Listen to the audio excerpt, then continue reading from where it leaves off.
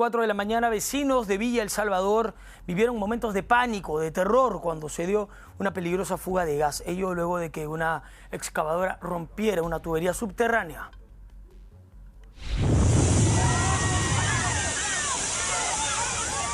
Realizaban trabajos en plena pista cuando de pronto la tierra rugió. Miren cómo sale, mira cómo sale más, no lo controlan, ¿no?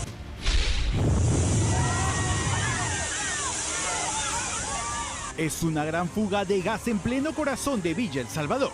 Una columna de combustible que puso en jaque a la población. La fuga todavía continúa. El olor es más fuerte ya.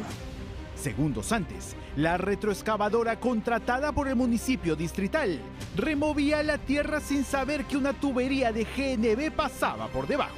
Una maniobra del operario causó la fuerte erupción que alcanzó varios metros de altura.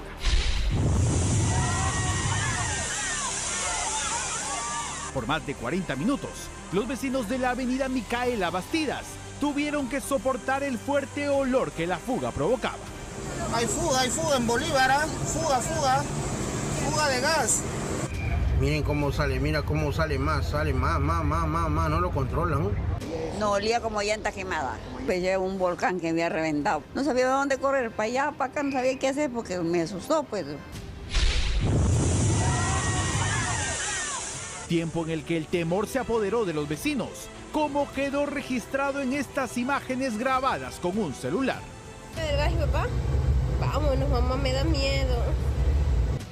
La municipalidad de Villa El Salvador aseguró que en la zona no existía la señalización que indica la presencia de una tubería de gas natural. Y no ha habido la señalización que normalmente Cálida pone. Sobre una capa de arena, abajo hay un plástico amarillo y que nos da la señal de alerta de que no podemos continuar con la excavación. Entonces, confiado en los profesionales, han continuado con la excavación y es lo que ha ocasionado esta deflagración.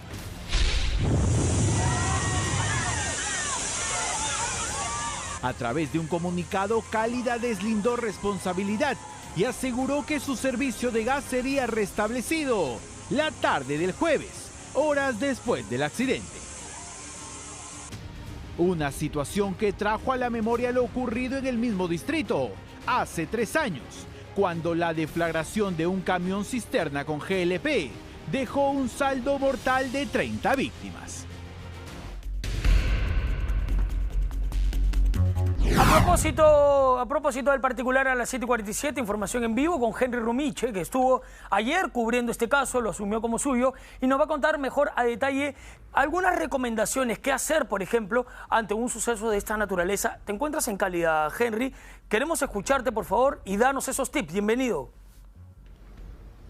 Julio, ¿cómo estás? Muy buen día, 7:47 de la mañana, justamente, tú ya lo comentaste, estamos en Cálida porque pues es importante saber estas situaciones que no son cotidianas obviamente, pero que lamentablemente a la gente de Villa El Salvador en la avenida Micaela Bastidas les ha tocado pasar, les ha tocado vivir, y justamente conversaba con César Torres, el coordinador de emergencia, el peligro al que estuvieron expuestos varios vecinos, ¿no es así? Y lamentablemente, como bien me comentabas, César, no se ha podido restaurar aún la totalidad, digamos, del servicio. Hay personas que aún no tienen este gas, ¿verdad?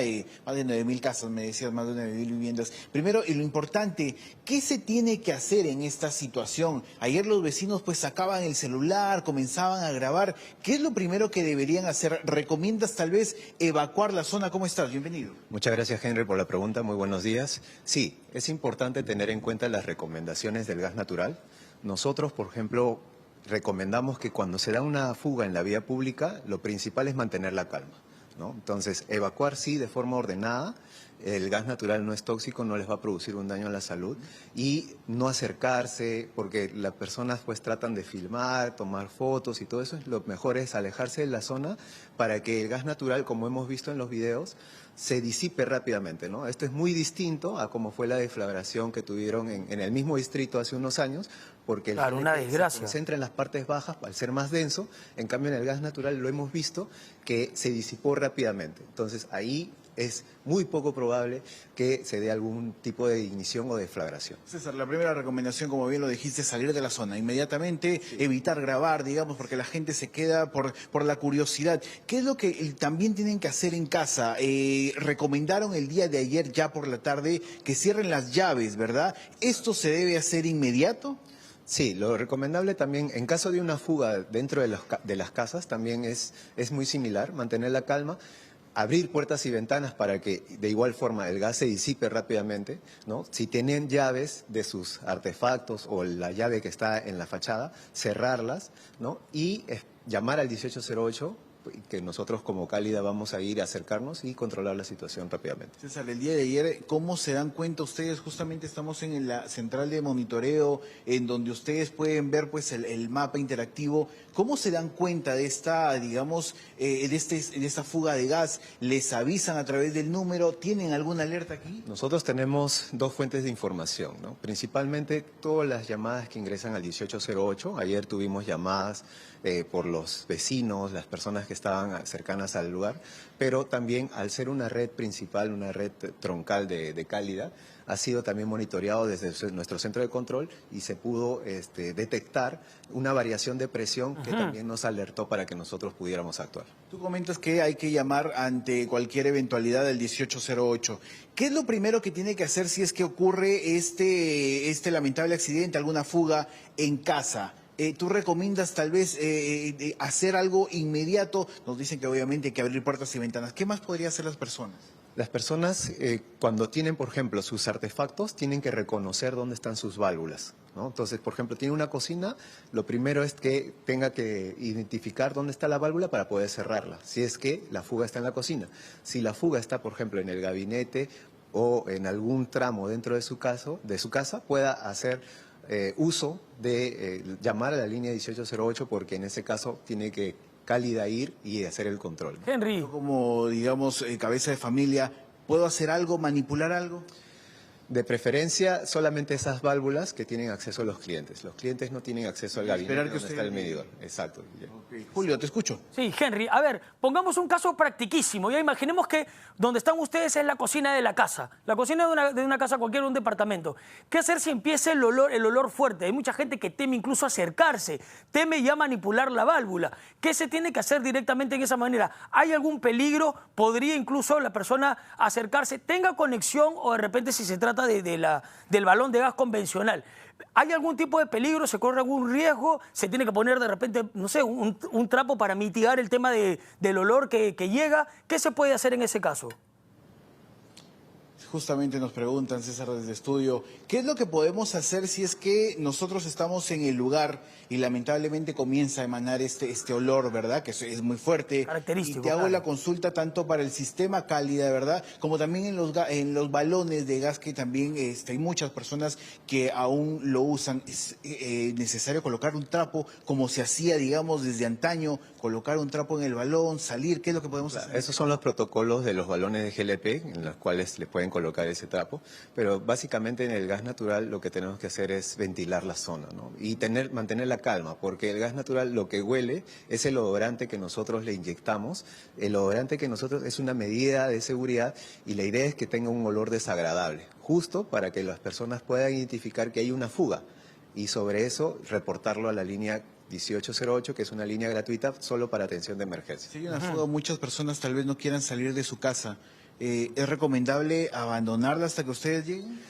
Dependiendo del tipo de fuga, la fuga que hemos visto ayer, lo recomendable es que, por ejemplo, toda la cuadra alrededor evacúe, ¿no? Pero si es en casa, digamos, ¿cómo nos damos cuenta de qué tan peligroso puede ser esta situación? Dentro de las casas, la presión es muy distinta que una presión en la que calle. está en una vía pública. En una hora, Entonces, claro, en una ese hora sentido, pública. la presión es muy baja, solamente sería necesario que la persona abra puertas y ventanas y se retire de su casa, pueda llamar al 1808 y no habría ningún problema, ¿no? Okay, no habría un impacto mayor inclusive a los vecinos porque la presión es muy pequeña.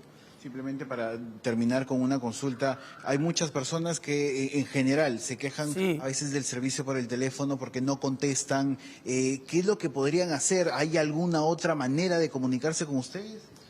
Nosotros tenemos, por ejemplo, aparte de la línea 1808, pero esa línea está completamente a disponibilidad, no tenemos por ejemplo, algún tema inconveniente de que no hayan ingreso de llamadas, ¿no? En caso de que hubiera algún otro tema, también pueden llamar al 614-9000 y desde ahí también poder derivar. Henry, una pregunta. Entonces ahí, Julio, que es importante. Sí, Julio, te escucho. Cuando llaman al 614-9000, ¿cuánto es el rango de tiempo que ellos demoran en acudir, por ejemplo, a coberturar una emergencia, sea en zona pública, por ejemplo, ¿no?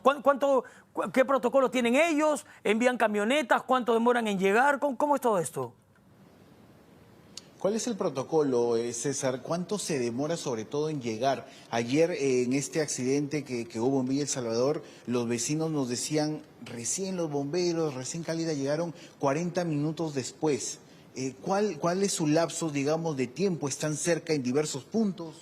Nosotros el día de ayer, por ejemplo, hemos recibido la llamada cerca de las 10 de la mañana y nosotros nos hemos apersonado al lugar más o menos a las 10:15, 10:20 y hemos llegado a controlar entre las 10:30 y 10:40. Ok. Entonces son tiempos muy rápidos, ¿no? Nosotros estamos también con nuestros protocolos de tiempo de llegada en 30 minutos y tiempo de control en otros 30 minutos. O sea, máximo en 30 minutos ustedes llegan, sea el lugar que sea, o tal vez por los distritos, por la lejanía. En todos los distritos tenemos que llegar en ese tiempo. Si yo tengo un problema en Ancón, César. Para eso nosotros tenemos cuadrillas que están distribuidas a lo largo de toda nuestra área de concesión. Bueno, Julio, nos asegura cuadrillas entonces que hay personal justamente en diversos puntos de la capital que podrían atender este tipo de situaciones. Julio. Y sobre todo, bandera roja, salir de allí corriendo, como dice el especialista, cuando están los curiosos ahí muy cerca de una deflagración o cuando hay una explosión de esta naturaleza y quieren registrarlo, ¿no? Algunos quieren subirlo al TikTok, pero ojo, esto puede ser peligrosísimo. Ya ha pasado una desgracia en Villa El Salvador, que no ocurra nuevamente, y la recomendación es, si pasa esto, si ocurre esto en su zona, salir de allí, alejarse, ponerse buen recaudo y más bien no emplear el celular para grabarlo, sino para llamar más bien a los especialistas. Gracias.